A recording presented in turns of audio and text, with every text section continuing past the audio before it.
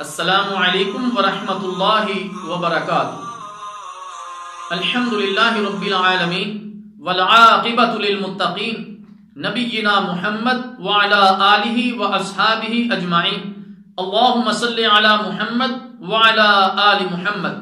محترم سامعین کرام، پچھلے درس میں ہم نے شراب کے بارے ذکر کیا تھا، آج اس کا دوسرا درس ہے۔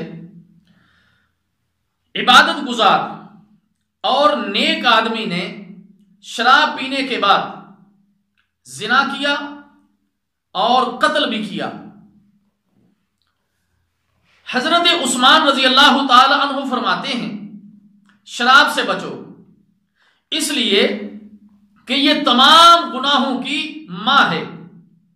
تم سے پہلے گزرے ہوئے لوگوں میں سے ایک شخص تھا جو بہت عبادت گزار تھا، اسے ایک بدکار عورت نے پھانسنے کا ارادہ کیا، اس کی طرف لونڈی بھیجی اور اس عابد کو پیغام بھجوایا کہ ہم آپ کو کسی معاملے میں گواہی کے لیے بلا رہے ہیں، لہذا آپ تشریف لائیے۔ وہ عابد اس لونڈی کے ساتھ چل پڑا۔ گھر پہنچ کر لونڈی نے مکان کے ہر دروازے کو جب وہ اندر داخل ہوتا تو بند کرنا شروع کر دیا، حتیٰ کہ وہ عابد ایک خوبصورت عورت کے پاس پہنچ گیا۔ اس کے پاس ایک لڑکا اور ایک شراب کا برتن تھا۔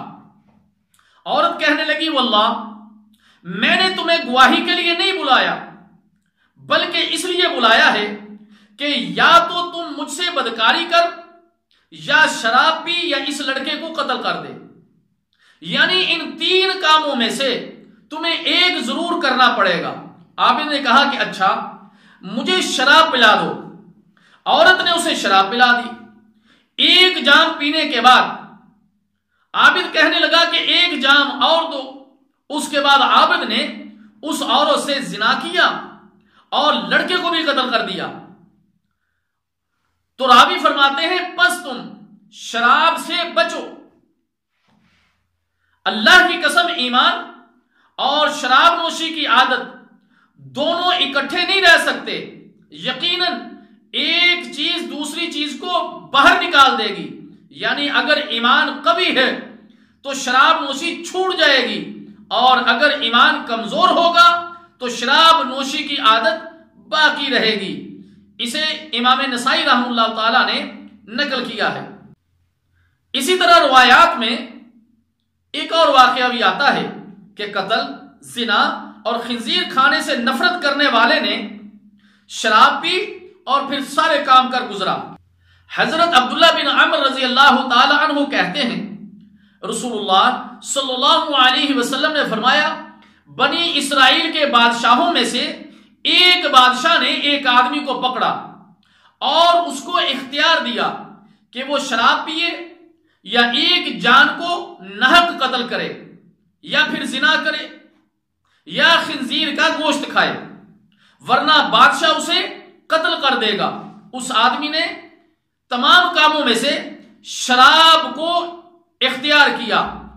جیسے ہی اس آدمی نے شراب پی تو باقی کام کرنے میں اسے کوئی رکاوٹ نہ ہوئی، جس کا بادشاہ نے اسے اختیار دیا تھا۔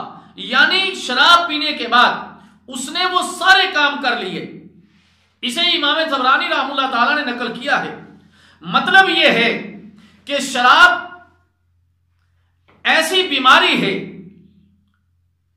ایسا گناہ ہے کہ جس کے بعد تمام کام آدمی کر گزرتا ہے۔ اللہ تعالیٰ جل شانہ سے دعا ہے کہ اس ام الخبائث سے اللہ تعالیٰ تمام مسلمانوں کو بچنے کی توفیق عطا فرمائے۔ والسلام علیکم ورحمۃ اللہ وبرکاتہ۔